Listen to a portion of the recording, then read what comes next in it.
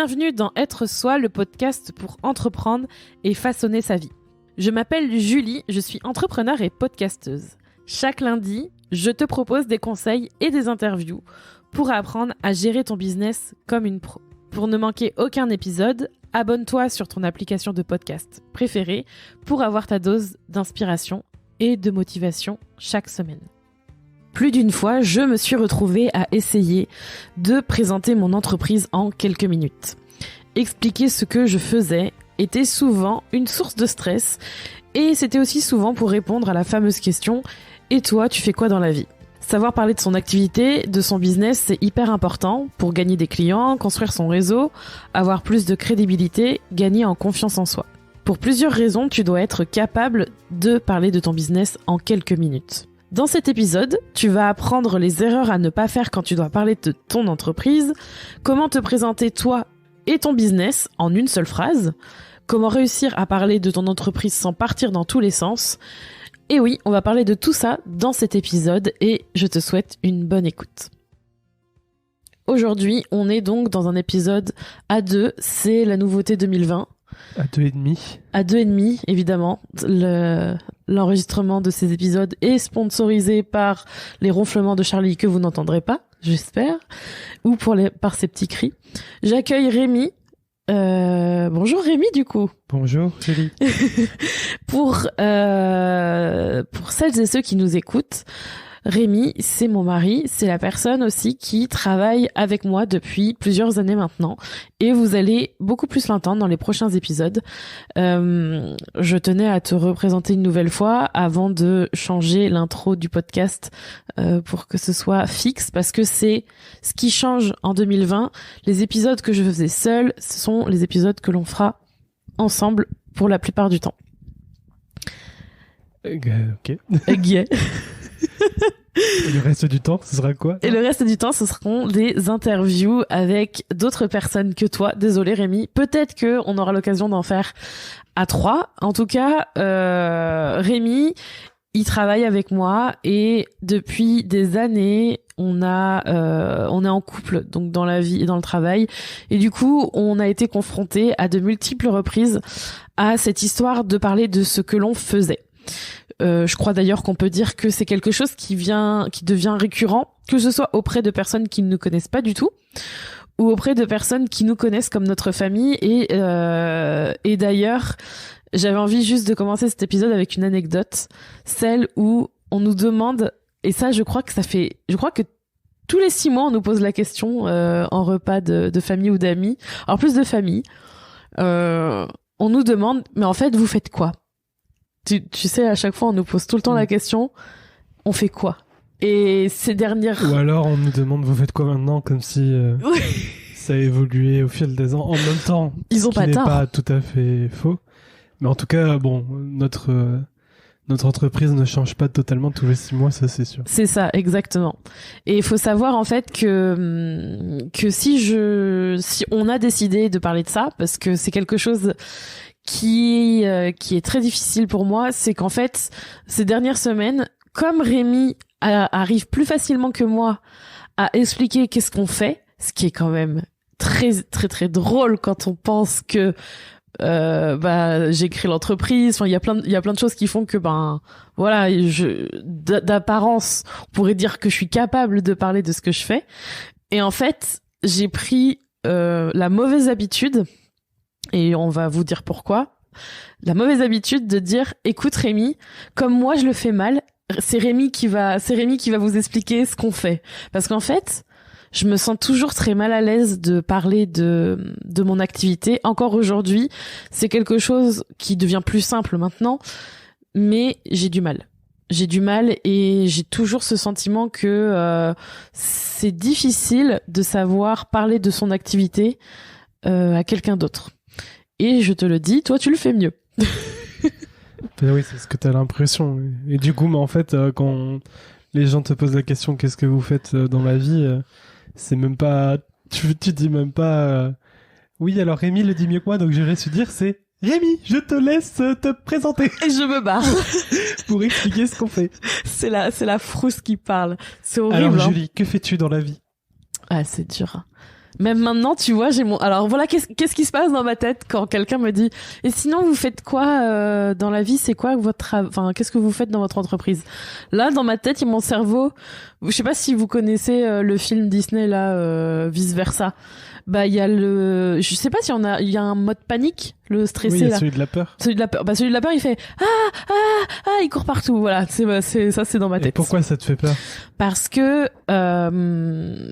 les personnes comme moi qui partent dans tous les sens,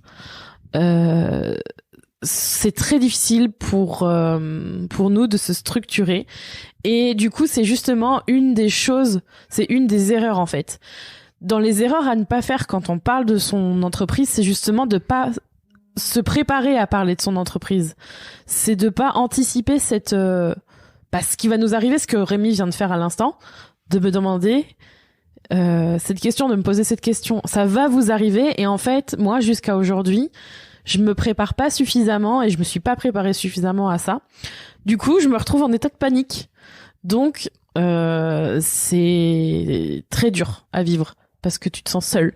Mais du coup, quand je te pose la question, qu'est-ce qui te fait paniquer quand on te pose la question? C'est le simple fait de pas être préparé, c'est ça qui te fait paniquer? Bah, c'est le simple fait de me dire que j'arrive pas à trouver les mots pour synthétiser mon activité, et ça s'explique de façon très simple en fait aussi.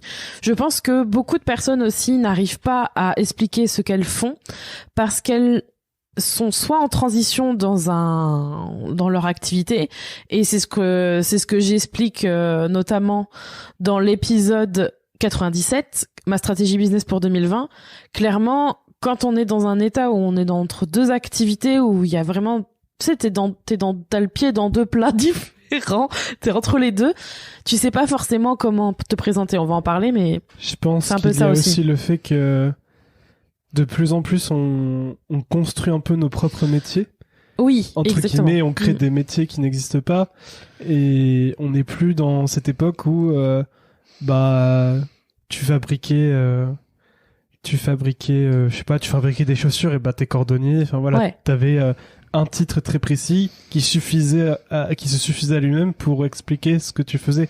Donc en fait, t'avais même pas expliqué ce que tu fais dans la vie, tu donnais juste le nom. Ouais. Et puis voilà, ça suffit. Et c'est pas du tout notre cas, en fait, on peut pas, enfin, il n'existe pas de nom. Et mais toi, si, tout ce que tu on peut le dire. Toi, souvent, tout ce que tu trouves, c'est je suis chef d'entreprise. Et du coup, les gens sont là, ok, je ne vois pas trop ce que tu fais quand même. Mais en fait, on pourrait dire juste un mot, mais même en le disant, ça suffirait pas, parce que à l'époque, quand je disais je suis social media manager, c'est bien. Mais les gens qui connaissent pas ça, et puis c'est des noms anglophones. Mais en plus, c'est même pas tout à fait vrai. Et en plus, c'est même pas ça. Que ça. C'est vrai. Mais même si je le faisais que ça, c'est chaud. Et du coup, voilà, il y a ce côté de... on est dans une époque où il y a plein de nouveaux métiers qui naissent et apparaissent. Et il y a aussi, comme on vient de le dire à l'instant, le fait que parfois on fait beaucoup de choses différentes. Et on peut avoir envie de tout étaler direct. Quand on te demande tu fais quoi dans la vie, t'as envie de tout dire parce qu'en fait, il y a plein de choses tu fais plein de choses et toutes ces choses sont importantes, donc tu veux pas... t'as pas forcément envie là à l'instant T de faire une hiérarchie des choses qui sont les plus importantes ou pas.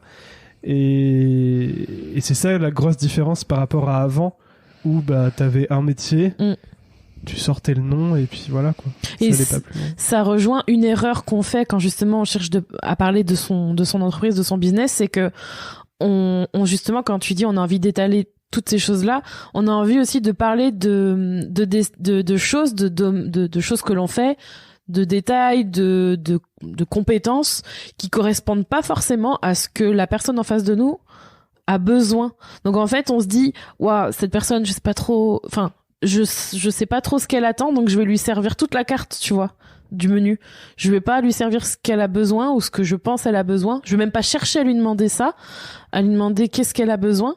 Je vais lui balancer toutes mes compétences à la tranche et je vais voir ensuite ce dont elle a besoin. Et ça, c'est à éviter, parce qu'en fait, vous allez noyer la personne d'informations et elle va rien retenir.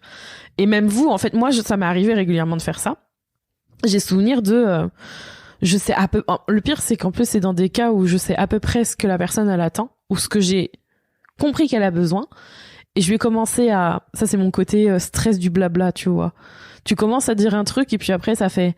Oui, et puis sinon, y a ça, y a ça. Et puis je sais faire ça. Ah, c'est horrible. Et tu sens que tu t'enfonces. Ça me rappelle mon entretien d'embauche. Pas avec moi.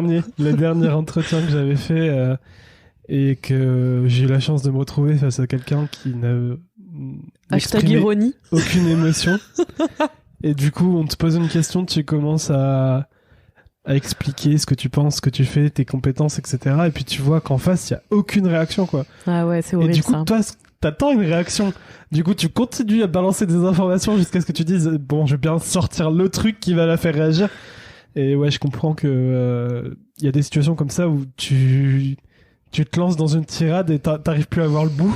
Le temps est long. En fait, tu te sens vachement seul, t'es là. Oh là là. Et puis c'est vrai que... Et d'un côté, tu te dis, il faut que je m'arrête, à un moment donné, il faut que je m'arrête. Mais non, tu continues. Tu te trouves en toi tellement de ressources pour sortir des trucs.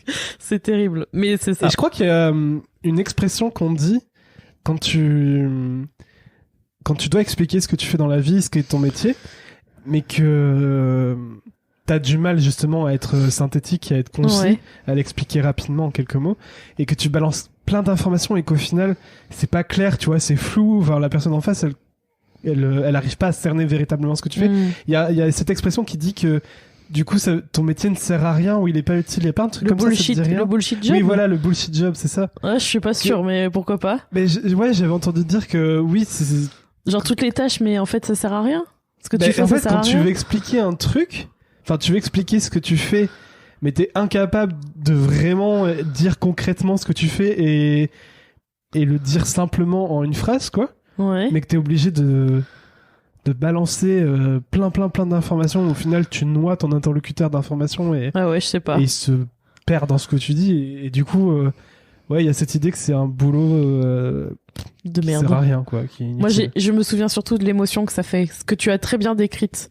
Le truc de, tu continues de parler, jusqu'à ce... Et en fait, t'en finis jamais. Donc ça, c'est une des choses à ne pas faire. Clairement, quand vous cherchez à parler de votre business, ça sert à rien de noyer la personne. Enfin, en fait, ça ne sert à rien de la noyer. Voilà, on va s'arrêter là. Avec toutes les informations, c'est vraiment pas l'idée.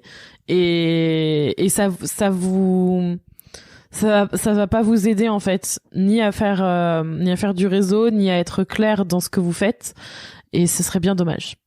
Une autre erreur que l'on fait souvent quand on cherche à décrire ce qu'on fait ou à parler de ce qu'on fait, c'est ça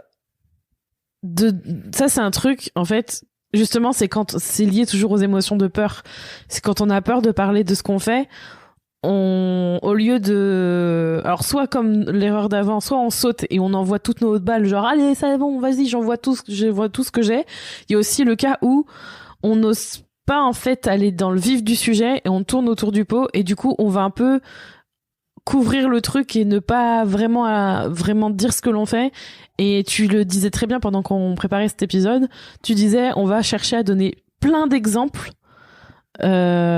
beaucoup d'exemples, alors qu'en fait tu peux dire juste un et ça suffit à illustrer en fait.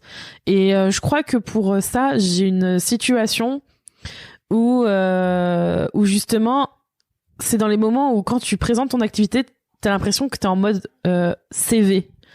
Donc en fait, tu vas dire oui, je prends un exemple, parce que, ça me rappelle des mauvais souvenirs de ça, mais c'est bien, ça va servir à l'épisode. Par exemple, je disais oui, je fais du community management pour telle entreprise, puis je le fais pour telle marque, puis je le fais pour telle marque, puis je le fais aussi pour telle marque et pour telle marque et pour telle. Et puis en fait, le truc c'est qu'on s'aperçoit que certes, quand on n'est pas là pour on n'est pas non plus là pour présenter tout son portfolio. Un exemple suffit, un exemple bien construit, bien choisi. Et en fait, quand on n'a pas forcément confiance dans son discours et dans son dialogue, on a tendance à tout balancer avec plein d'exemples et on va pas forcément dire vraiment ce qu'on fait. On va juste dire des trucs de fioritures autour et qui sont pas forcément très clairs pour Puis c'est la l'interlocuteur. C'est la peur aussi, au-delà du manque de confiance en soi, c'est la peur aussi de pas être bien compris. Genre, Oui. tu veux expliquer quelque chose, mais en fait, dans ta tête, c'est clair, tu vois, mais une fois que tu le sors à l'oral et que tu t'entends, t'as l'impression que c'est pas clair du tout. C'est horrible. Du coup, tu vas illustrer avec un exemple. Et puis, bah, t'as l'impression que ça éclaircit pas grand chose, donc tu continues à rajouter des exemples. Et j'ai l'impression que souvent, toi, c'est ton cas, Allez, bim! Prends ça. Non, mais en fait, t'aimerais tellement que la personne en face, elle comprenne ce que tu veux dire, et t'as tellement peur qu'elle n'y arrive pas. Enfin, non pas qu'elle est débile, c'est pas l'idée, mais t'aimerais vraiment que ce que tu dis, ce soit clair, que du coup, tu vas pas savoir quand t'arrêter au niveau des exemples, tu vois, te dire bon là c'est bon, je pense qu'elle a compris que ça sert à rien d'en continuer à donner des exemples parce que... Et justement, ça c'est un conseil je donne un conseil sur un truc justement que j'essaye d'améliorer, mais faut pas avoir peur de demander à la personne si elle a compris ou si c'est clair, parce qu'en fait quand on a tendance à partir dans tout ce bourrinage d'informations, c'est valable pour l'erreur d'avant, c'est faut oser demander à la personne qui est en face de vous, ça vous parle, est-ce que c'est clair, c'est peut-être pas la bonne phrase, mais est-ce que ça vous parle, est-ce que ça vous dit quelque chose, voilà, essayez justement d'avoir un retour direct de la personne, et si elle est vraiment honnête avec vous, alors il y a deux cas de figure, soit elle va vous dire bah non je suis désolée, j'ai pas vraiment compris, vous pouvez ou alors elle va vous dire oui ça, puis ça va vous permettre peut-être d'ajouter des informations plus utiles, ou alors elle va carrément vous dire ah oui je vois. Alors soit elle comprendra, soit en fait pas du tout, en mode condescendante, et en fait elle s'en fiche, et d'un côté c'est bien, ça permet de faire le tri, mais faut oser poser la question. Ça, c'est toutes les erreurs il y en a sûrement d'autres, mais c'est des erreurs de vécu, des choses que, et vous l'avez remarqué, que j'ai plus vécu, moi que Rémi, parce que on fonctionne pas toutes et tous de la même façon. Et on n'a pas toutes et tous la même compétence, à savoir être concis, précis, d'un seul coup, à l'oral surtout. Parce que là, on parle beaucoup de choses orales. À l'écrit, c'est plus simple. Mais là, on parle vraiment de se présenter à l'oral, et c'est plus difficile que d'écrire un mail ou d'écrire un post sur Instagram. Encore que, des fois, on a tendance à en dire beaucoup. Du coup, comme tu l'as dit tout à l'heure, il y a un truc, et c'est un des conseils que l'on applique sur nous, et franchement, c'est vraiment très intéressant de faire cet exercice-là pour justement apprendre à se présenter, c'est d'essayer de se forcer de se présenter en une seule phrase. Et ça, tu l'as dit, c'est un truc qui te permet justement d'être synthétique et de donner l'essentiel. Alors, évidemment, c'est la phrase d'introduction, c'est-à-dire quand la personne elle vous demande qu'est-ce que vous faites, en fait, c'est c'est une des premières choses à dire. Évidemment, après, vous allez pouvoir étayer et on va vous donner d'autres conseils pour vous permettre justement de vous présenter. Mais c'est hyper important d'avoir ce point d'entrée, parce qu'en fait, quand vous allez donner cette phrase, bah, ça va être tout de suite clair, ça va être tout de suite précis, et en partant de là, évidemment, soit vous allez pouvoir en rajouter, soit la personne, elle va directement vous réagir et vous dire ah oui, moi je connais telle chose, et du coup ça vous donnera une piste de conversation. Vous serez pas là comme ce qu'on vient de citer en mode je balance tout ce que j'ai et on verra bien. En fait, c'est comme si vous balanciez toutes les fléchettes et que vous alliez voir laquelle allait toucher la cible. Là, vous allez toucher la cible tout de suite, et la personne, elle pourra interagir directement. Donc se présenter en une seule phrase, ça a cet avantage-là. Et la première chose à faire, c'est de commencer par je. Il y a aussi le nous, mais je pense que c'est important de se dire je fais telle chose. Si on travaille tout seul ou pas. Ouais. Mais je pense même et là on va peut-être pouvoir le faire ensemble, l'exercice, quand on travaille aussi dans une entreprise à plusieurs, on n'a pas forcément on a les mêmes rôles, mais je pense que c'est important d'avoir du individuel et du pluriel. Comme ça permet d'avoir peut-être dans vos entreprises, il y en a peut-être qui s'occupent de certaines tâches et d'autres pas. Nous, on est un peu multitâches, on fait un peu tous les deux plusieurs choses qui sont similaires. Mais si par exemple vous occupez un autre poste, ça peut être intéressant. Mais en tout cas, commencez par je, et surtout, voici comment ça se compose. Donc commencez par je.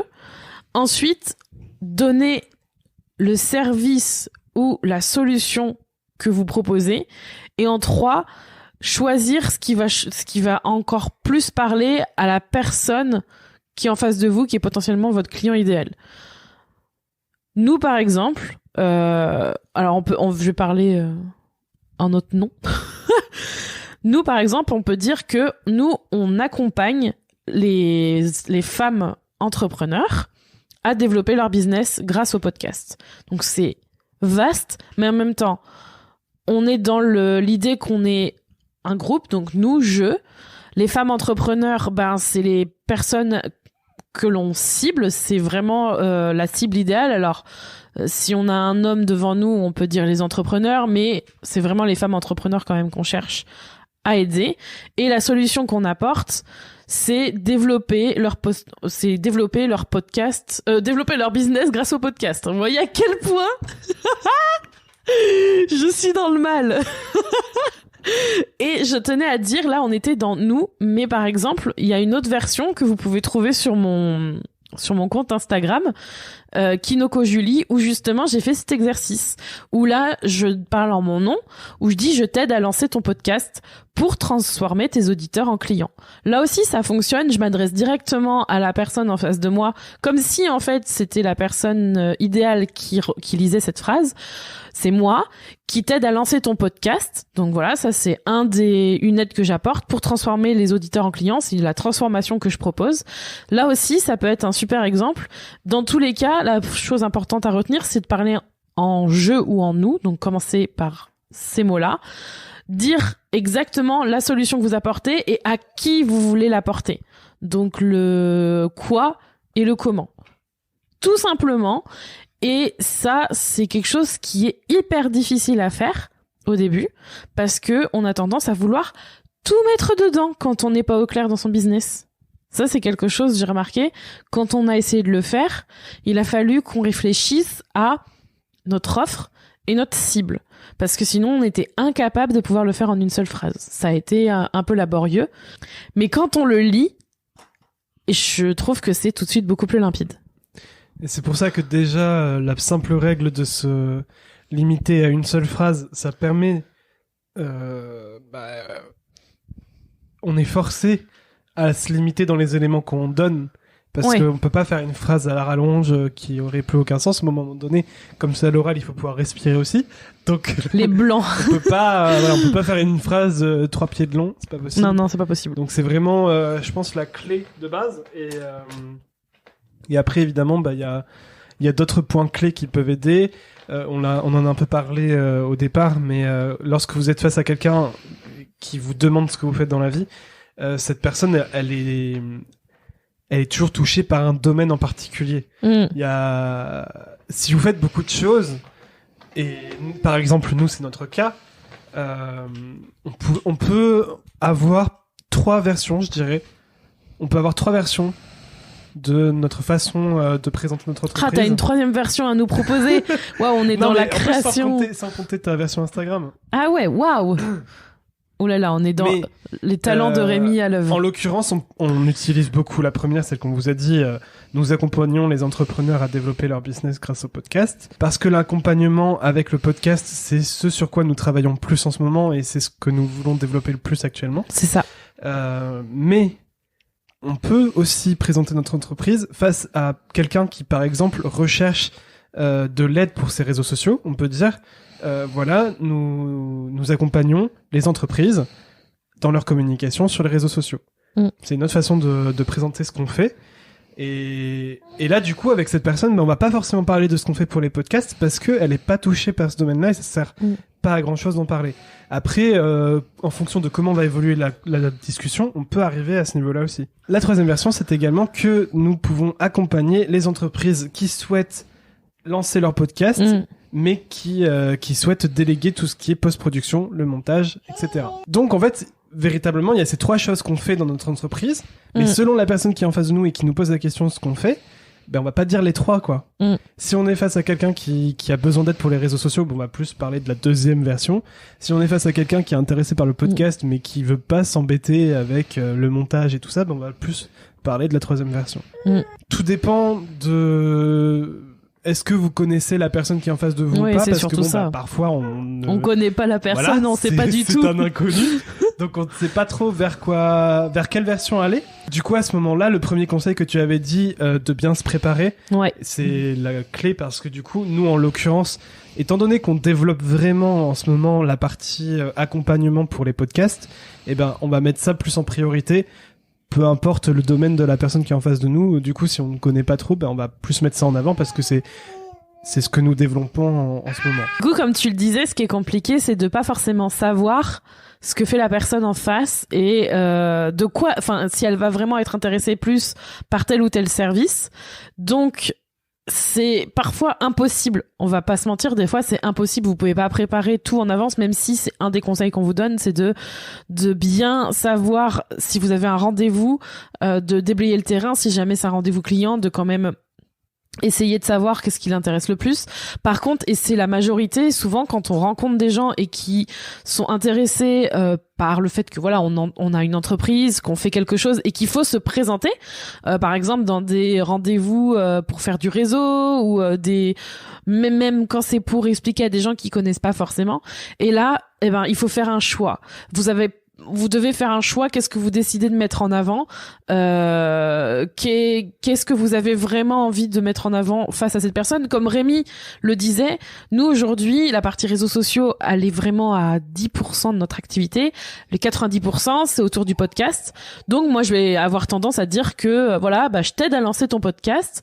Moi, j'aide les entrepreneurs à lancer leur podcast pour ensuite qu'elles transforment leurs auditeurs en clients. Et d'ailleurs, si vous avez envie d'avoir des clients grâce au podcast, je vous invite à télécharger le plan qui se trouve dans les notes de l'épisode. C'est un plan gratuit pour justement arriver à avoir des clients grâce au podcast. Je vous laisse aller voir. Mais en tout cas, faut faire un choix. Faut se dire, ok, je vais me présenter sous cet angle et on va voir comment ça passe. Parce que de toute façon, vous avez deux choix. Soit vous dites rien, ou vous balbutiez, vous savez pas trop quoi dire. Mais c'est ça en fait. Souvent, c'est parce qu'on a trop de choix, on sait pas par quel angle prendre, parce qu'on connaît pas la personne en face de nous. Soit vous choisissez et vous décidez de prendre cette présentation parce que c'est la majorité de votre activité ou parce que vous avez envie de capitaliser sur ce service-là. Voilà, souvent on a une raison bien précise de mettre ça en avant. Parce que pourquoi vous avez envie d'être connu, ou c'est vraiment ce service que vous voulez développer. Même si ça peut sembler compliqué à mettre en place, tout ça, en fait, le conseil qu'on pourrait donner tout simplement, c'est de se préparer à l'écrit, comme tu l'as dit tout à l'heure. Ah oui. L'écrit peut être plus simple que l'oral. Après, évidemment, ça dépend de chacun, parce que il y en a où c'est le contraire. Mais si c'est votre cas, préparez-vous en fait cette phrase à l'écrit en amont. Et du coup, quand vous allez écrire votre phrase, parce qu'on rappelle, il faut se limiter à une phrase. Vous allez vouloir peut-être au départ mettre un maximum d'éléments et qui illustrent ce que vous faites dans votre boulot. Profitez de ce moment en fait pour éliminer tous les éléments superflus. Et en fait, profitez-en aussi pour ces éléments que vous allez écarter, peut-être les mettre de côté et faire donc une deuxième version avec ces éléments-là que vous avez mis de côté. Et c'est comme ça qu'en fait, peut-être comme nous, vous allez pouvoir faire 3 ou 4 versions différentes de présentation de votre business et chaque version donc pourra s'adapter selon l'interlocuteur que vous avez en face.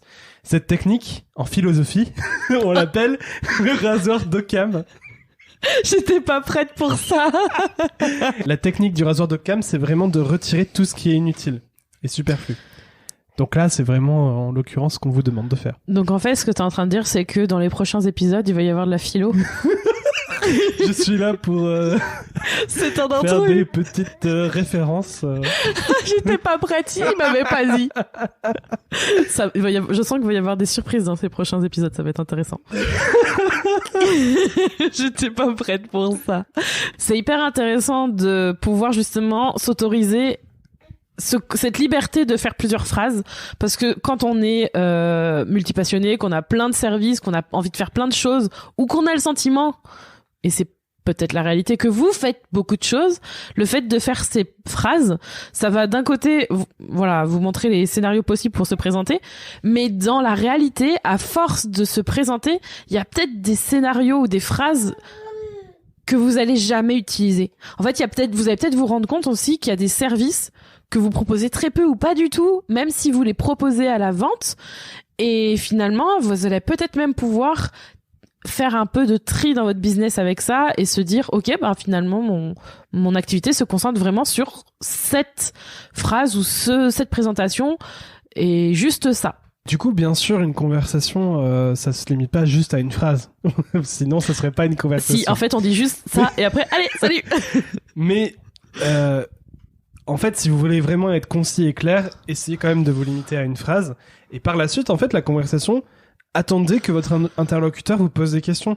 Parce que s'il a besoin d'autres informations, c'est lui qui va vous poser des questions. Et là, du coup, vous allez pouvoir apporter les informations dont il a besoin, sans partir dans du superflu ou une inondation d'informations. Du coup, en fait, c'est là où c'est intéressant, c'est que vous devez faire le premier pas, mais ensuite, c'est à l'autre de faire l'autre moitié de chemin et c'est pas si compliqué. C'est pas compliqué, mais il faut le pratiquer. Mais ça, de toute façon, on en parlera rapidement après.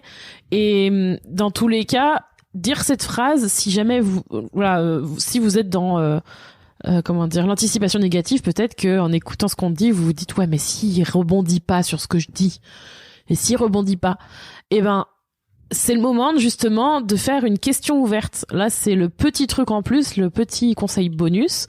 C'est ok, maintenant vous avez présenté votre phrase, donc il y a deux options. Soit il s'est déjà présenté, du coup, vous pouvez pas lui demander l'option. Et vous, qu'est-ce que vous faites dans la vie ?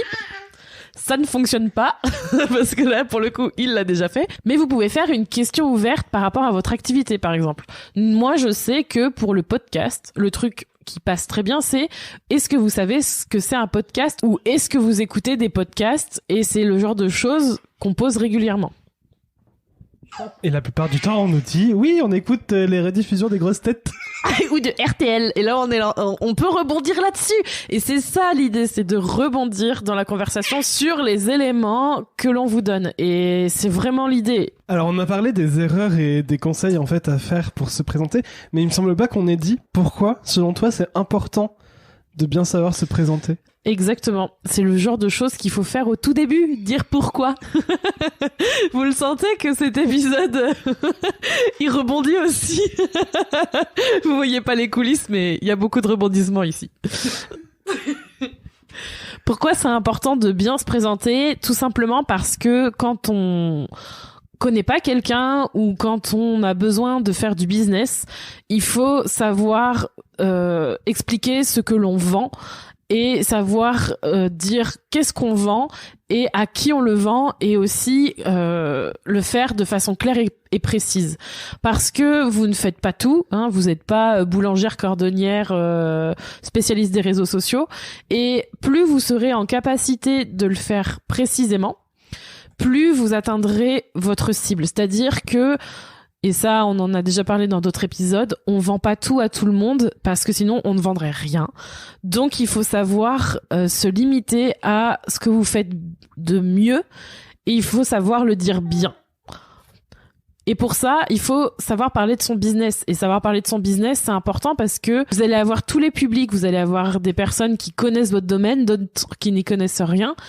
Et pour ça, il faut savoir maîtriser l'activité, savoir en parler, savoir l'expliciter à des personnes qui connaissent peut-être votre domaine et d'autres pas. Donc, c'est pour ça que pour moi c'est important. Et même si vous en sentez pas forcément capable ou même si vous avez le sentiment que c'est clair, parfois, et j'ai eu la prétention de croire à plusieurs reprises que ce que je disais était clair. Et en fait, ce qui est très drôle, c'est que quand Rémi est arrivé dans l'entreprise, enfin dans notre business, et qu'il a commencé à expliquer ce qu'on faisait à nos clients, et que les clients comprenaient mieux ce que Rémi disait que moi ce que je disais, Là, je me suis dit, il y a un gros problème. et là, je peux vous dire que ça fait drôle parce qu'en fait, les gens ont pas forcément, ils ont pas envie de vous froisser ou des fois ils se disent ok. Et en fait, ils ont pas la patience non plus et c'est normal. Pas. Ils osent pas, voilà. Ils se disent bon ben, j'ai pas compris, c'est pas grave.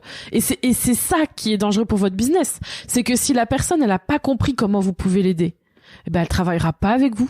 Ou alors vous lui aurez pas donné envie de travailler avec vous et ce sera peut-être un contrat manqué.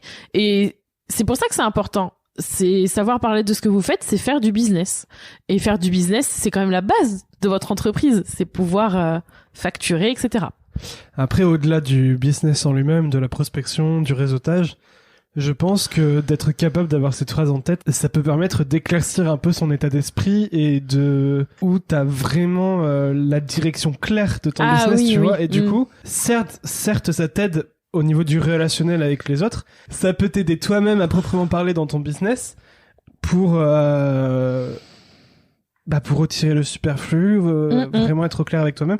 Et plus tu vas répéter cette phrase, plus tu te rendras compte de ce qui est important véritablement dans ton business et du coup de ce que tu dois faire pour y arriver. Ça donne confiance en soi de savoir exactement où l'on va. Donc plus c'est clair pour vous, plus ce sera clair tout court et ce sera clair pour les autres. Faut déjà que ce soit clair pour vous.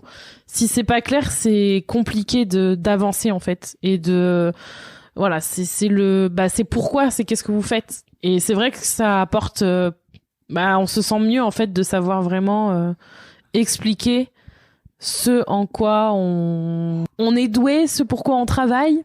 Et le podcast, c'est une très bonne chose pour apprendre à parler de son business. Exactement. Non mais c'est vrai. Oui. Pourquoi d'ailleurs?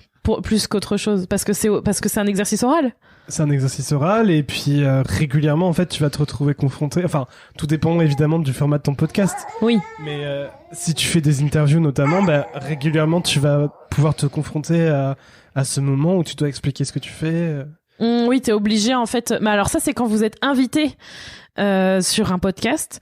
Et d'ailleurs, ça c'est quelque chose aussi qui se prépare parce que je sais à quel point ça peut être une épreuve. Et sur Être Soi, il y a beaucoup de personnes qui ont fait leur premier épisode en interview avec moi, qui n'avaient jamais fait de podcast. Et ça c'est quelque chose aussi qui peut être intéressant, c'est de participer au podcast de quelqu'un d'autre, par exemple, ou d'en faire un soi-même pour pouvoir apprendre à parler de ce qu'on fait, de ce qu'on sait faire. C'est vraiment un très bon exercice. Tout ce qu'on vous a partagé dans cet épisode, c'est des conseils qui sont liés à notre expérience. Donc, ça vous aidera à pas faire les mêmes erreurs. C'est pour ça, d'ailleurs, qu'on fait ça. C'est vraiment toujours basé sur ce qu'on a vécu. Mais il y a une chose qu'il faut pas oublier, c'est que c'est l'expérience qui nous a permis d'apprendre comment faire ça et de vous partager tout ça. Et je pense que le mieux pour vous, c'est justement de vous entraîner, de vous confronter à cet exercice. Donc on a parlé de le faire à travers un podcast ou de le faire à travers des événements, mais de le faire à l'oral particulièrement. Il faut vraiment que vous vous fassiez confiance parce que je sais que vous pouvez y arriver. Je sais que vous avez en vous ce qu'il faut pour tester cela en conditions réelles et enfin parler de votre entreprise en quelques minutes. Merci d'avoir écouté cet épisode d'Être Soi. Tu peux retrouver les notes de cet épisode ainsi que tous les épisodes d'Être Soi sur juliekinoko.fr.